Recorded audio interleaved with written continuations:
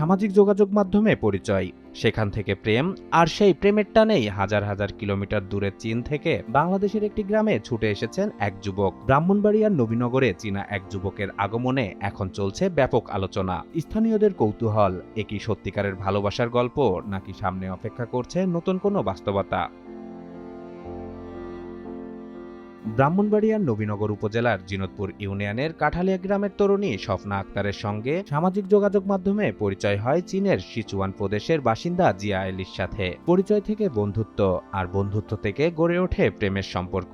ওনার সাথে আমার পরিচয় হইছে, হ্যালোটকে পরিচয় হইছে ওনার সাথে। প্রায় সময় আমাকে ভিডিও কলে দেখতো, তো বলতো যে অনেক পছন্দ করতো আমাকে দেখলে। পরে বলতো তুমি অনেক সুন্দর। পরে ওনার সাথে কথা বলতে হইছে। কথা বলার পর উনি বলতেছে যে বাংলাদেশে আসে, পরে উনি মুসলিম ধর্ম গ্রহণ করে পরে আমাকে বিয়ে করবে, এসব কথা বলছে। দীর্ঘদিন অনলাইনে যোগাযোগের পর অবশেষে সেই সম্পর্ককে বাস্তবে রূপ দিতে বাংলাদেশে আসেন জিয়া আইলি। সোমবার রাতে তিনি নবীনগরের নীলনগর এলাকায় স্বপ্নার মামার বাড়িতে পৌঁছান। খবর ছড়িয়ে পড়তেই আশপাশের মানুষ ভিড় জমাতে শুরু করেন। এক নজর দেখতে উৎসুক হয়ে ওঠে পুরো এলাকা। স্থানীয়দের ভাষ্য, ভাষা ও সংস্কৃতির বিশাল পার্থক্য থাকলেও দুজনের মধ্যে সম্পর্ক বেশ গভীর। বর্তমানে চীনা যুবকটি স্বপ্নার পরিবারের সদস্যদের সঙ্গে সময় কাটাচ্ছেন এবং তাদের সঙ্গে সৌজন্য সাক্ষাৎ করছেন।非常喜欢孟加拉的文化，我来这边呢是为了跟和孟加拉女孩一起结婚。穆斯林是一个很伟大的宗教，我也很喜欢加入，希望成为你们家庭的一成员。谢谢。স্বপ্না ও তার পরিবারের দাবি, জিয়া আইলি তাকে বিয়ে করতে চান। এজন্য তারা আইনি প্রক্রিয়া সম্পূর্ণ করতে আদালতে যাওয়ার প্রস্তুতি নিচ্ছেন। পরিবারের পক্ষ থেকে আরও জানানো হয়েছে, বিয়ের আগে ইসলাম ধর্ম গ্রহণের আগ্রহ প্রকাশ করেছেন এই চীনা যুবক। আমাকে বিয়ে করতে চায় তাহলে আমি ওনাকে বিয়ে করবো, আর যদি আইনিভাবে না বিয়ে করতে চাই, উনি তো মুসলিম না, উনি বলছে কোনো ধর্মই না, যেহেতু কোনো ধর্ম না, আমাকে মুসলিম হতে হবে, আইনিভাবে আমাকে বিয়ে করতে হবে।